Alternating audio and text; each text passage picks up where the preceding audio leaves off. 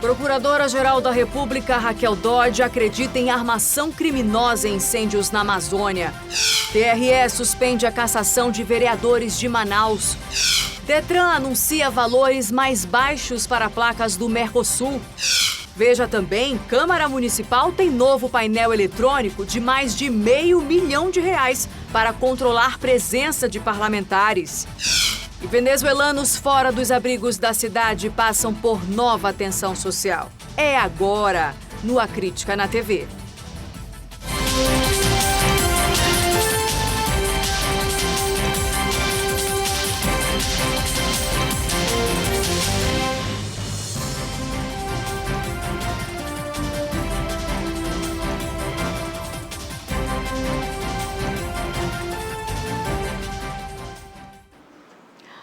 Olá, muito boa noite para você.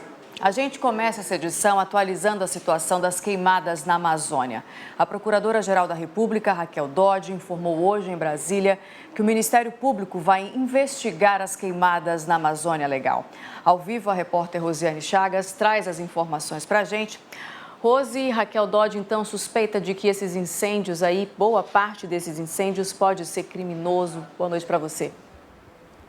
Exatamente, Nayandra, boa noite para você, boa noite a todos. Nas palavras de Raquel Dodge, há suspeita de uma ação longamente orquestrada para chegar a esses resultados, ou seja, essas queimadas aqui na Amazônia. Segundo a procuradora, depois de tudo que foi investigado, que foi apurado até agora, há indícios suficientes, inclusive para a abertura de inquérito para investigar essas queimadas criminosas, inclusive que isso já foi feito, já foi solicitada essa abertura de inquérito pela PGR, pela Procuradora-Geral da República, Raquel Dodge.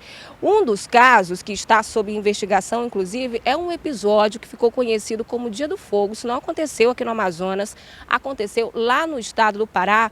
E aí, fazendeiros, grileiros de terra, eles teriam se organizado por meio de um aplicativo de mensagens para, então, fazer essa convocação geral para as queimadas. Esse é um dos casos que vai ser investigado.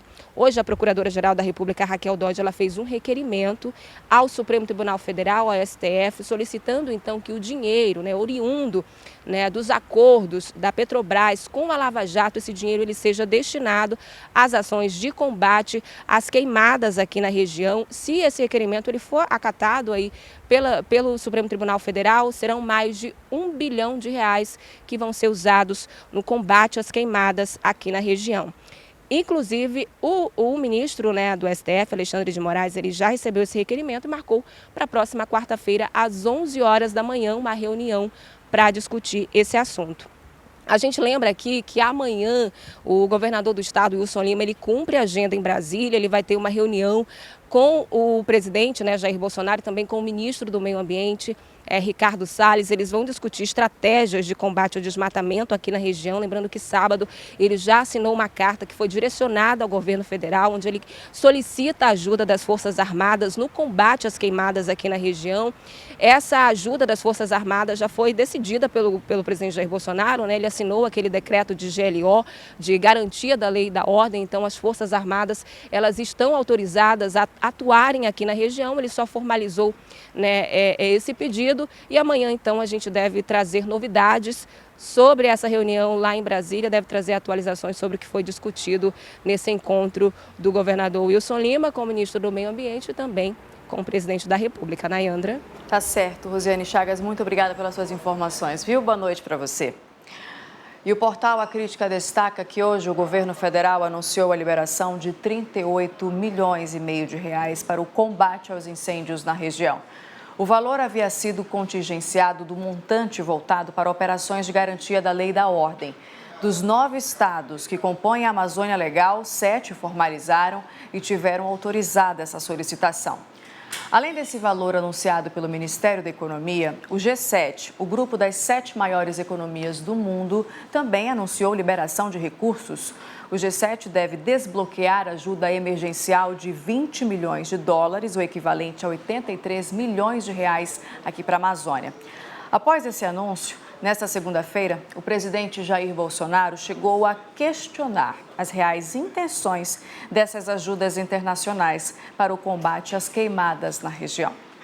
Bom, a gente muda agora de assunto para falar que o Tribunal Regional Eleitoral suspendeu a cassação dos mandatos dos 4 vereadores do Partido Liberal. Eles conseguiram mandado de segurança no fim de semana e participaram hoje, inclusive, da sessão plenária na Câmara Municipal. Pela decisão, os 4 vereadores devem perder o mandato e ficar inelegíveis pelos próximos 8 anos. Mas os parlamentares marcaram presença na Câmara Municipal na primeira sessão da semana. Eles entraram na Justiça com um pedido liminar no fim de semana e, nesta segunda-feira, também apresentaram os argumentos de defesa.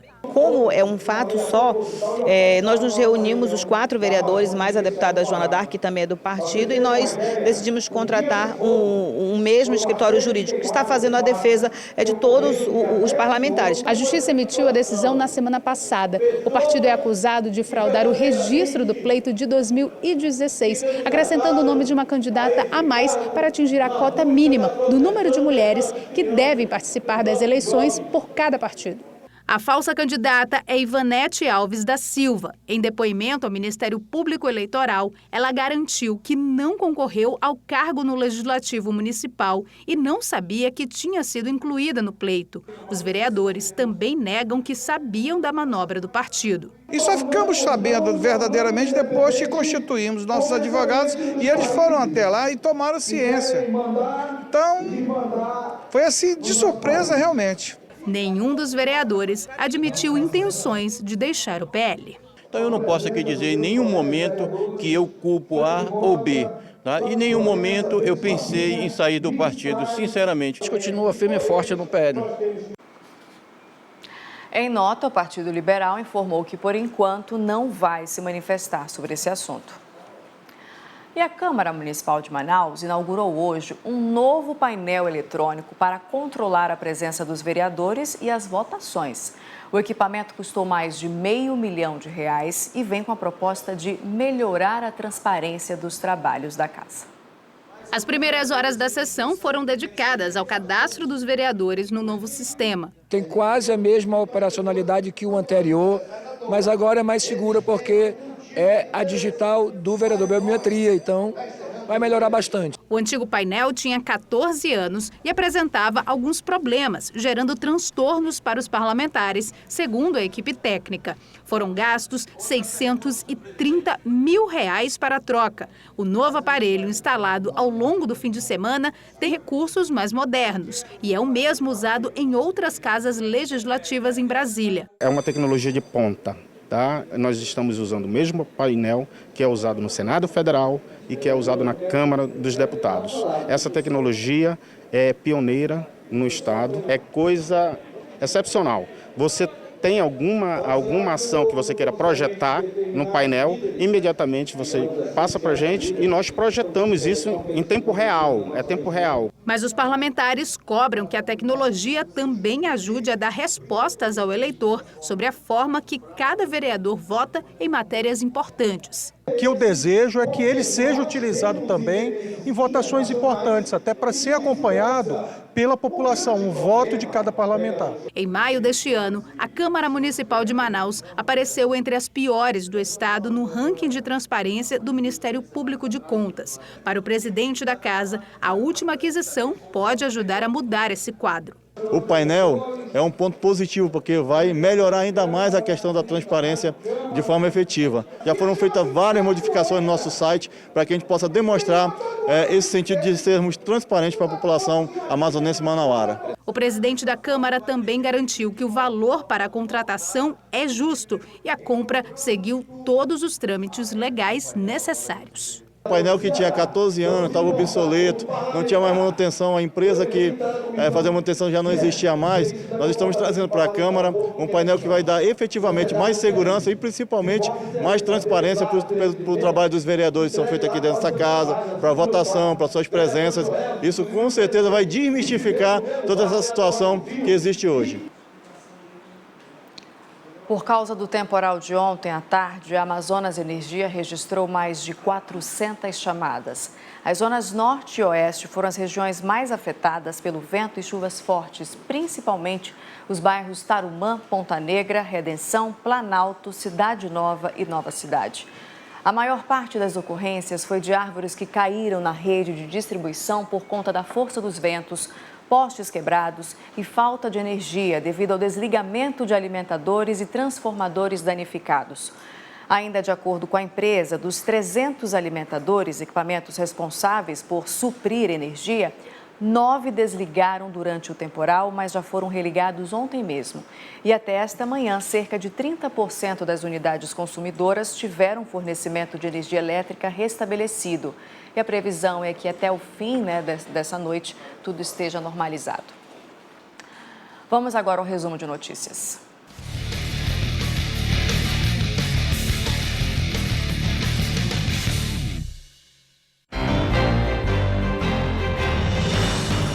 A Polícia Civil apresentou hoje um homem que estava foragido depois de ter matado a amante em um motel com mais de 20 facadas em outubro do ano passado. Ele alegou que estava sendo perseguido pela mulher e não sabia que ela, na época do crime, estava grávida de 2 meses.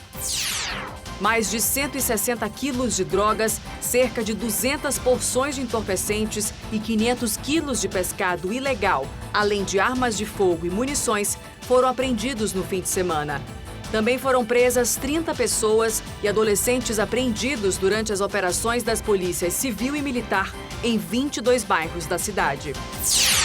E o grupamento de manejo de artefatos explosivos foi chamado hoje para verificar uma suposta bomba que teria sido deixada em uma bolsa na área externa do Fórum Trabalhista de Manaus, no centro da cidade. O objeto foi retirado e levado para um local que não oferecesse perigo. Foi verificado que não se tratava de artefato explosivo. E agentes da Força Tarefa de Intervenção Penitenciária deixaram hoje as 4 unidades prisionais de Manaus. Eles atuavam dentro das penitenciárias do Amazonas desde o massacre de presos, ocorrido em maio deste ano. Durante 3 meses, a Força Tarefa atuou no suporte às operações em parceria com um grupo de intervenção penitenciária durante as ações de vigilância e também custódia de presos. Segundo a Secretaria de Administração Penitenciária do Estado, nesse período, adaptações puderam ser feitas, procedimentos de segurança foram revisados, além do aumento do efetivo do Grupo de Intervenção Penitenciária. A Força Nacional de Segurança Pública deve ficar mais 180 dias mais na Penitenciária Federal de Porto Velho, em Rondônia. O Detran Amazonas anunciou novos valores das placas do Mercosul e mudanças no processo de emplacamento no estado. As alterações passam a valer a partir de amanhã e quem tem as informações é a repórter Catiane Moura. O Departamento de Trânsito do Amazonas anunciou nesta segunda-feira reajuste nos preços das novas placas e também mudanças no processo de emplacamento. Carros e motos passam a pagar pela placa R$ 111,17. Antes o valor era de R$ 155,29 para motos e R$ 129,69 para carros. Uma redução de quase 30% na aquisição de uma unidade de placa. Os novos valores passam a ser praticados a partir desta terça-feira, segundo o diretor-presidente do Detran Amazonas. Tivemos que fazer um ajuste contratual, como se o Detran hoje tomasse para si esse serviço de emplacamento e com isso, ainda que indiretamente, por intermédio de uma empresa contratada, é o Detran quem tem a responsabilidade agora de arrecadar esse dinheiro e de prestar o serviço à população. Feitos esses ajustes jurídicos, administrativos, nós conseguimos submeter a cobrança à nossa tabela de taxas. O Detran tem a tabela de taxas e tem lá a taxa de placa. Corrigindo esses valores com os índices aplicáveis, nós chegamos a uma redução aí no preço da placa de moto de até quase R$ 40 e da placa de veículo para aproximadamente R$ 20. Nós unificamos esse valor, não mais existe uma diferença entre o valor de taxa de moto, de placa de moto ou de placa unitária de carro. Esse valor passa a ser de R$ 111,17 para ambos os casos. A placa Mercosul atende uma legislação federal. Antes, até para fazer a transferência de veículo era exigida. Agora passa a ser em casos específicos. Com os veículos novos, obviamente, aqueles veículos que saem de fábrica terão que adotar um novo modelo. Os veículos que serão submetidos à troca de município ou de estado da federação para o modelo que já tem, para o estado que já tem adotado o novo modelo. E no caso de extravio, dano, ou perda dessa placa. Ele vai poder vir até o Detran, agendar o serviço e executar o pagamento. Outro benefício também que a gente pode citar é que agora o processo vai ser mais rápido. Ele não terá mais que emitir um boleto no Detran de licenciamento ou de transferência de propriedade, emitir outro boleto na empresa. Ele vai emitir todos os boletos de pagamento para que possa executar esse serviço de troca de placa num único guichê, porque são taxas do próprio Detran. De dezembro do ano passado a julho deste ano, cerca de 100 mil veículos já foram emplacados com a nova placa, considerada mais segura e ágil no processo de emplacamento. Catiane Moura para o A Crítica na TV. A onça pintada, uma das principais atrações do zoológico do Hotel Tropical, que encerrou a visitação em maio deste ano, vai ser levada para o Instituto Onça Pintada no município de Mineiros, no estado de Goiás. A transferência deve ser feita até o dia 8 de setembro por biólogos do extinto zoológico em parceria com o IPAAM. As aves vão ser levadas para o zoológico do Centro de Instrução de Guerra na Selva, o CIGS, que fica na zona oeste de Manaus. Já os mamíferos devem ser levados ao Instituto Nacional de Pesquisas da Amazônia, o INPA, na zona centro-sul. Os répteis vão ser transferidos para mantenedores de fauna sem acesso à visitação. Mais detalhes sobre esse assunto você acompanha no portal acritica.com. E lembrando que a capivara e os caititus, uma espécie de porco do mato, são os únicos animais do zoológico do Tropical que ainda não têm destino definitivo. A gente vai agora para um rápido intervalo. Na volta, a gente fala sobre os venezuelanos que estão fora dos abrigos da cidade. Eles estão passando por um novo mapeamento social. Em instantes, agora são 8h04, a Crítica na TV volta no instantinho só.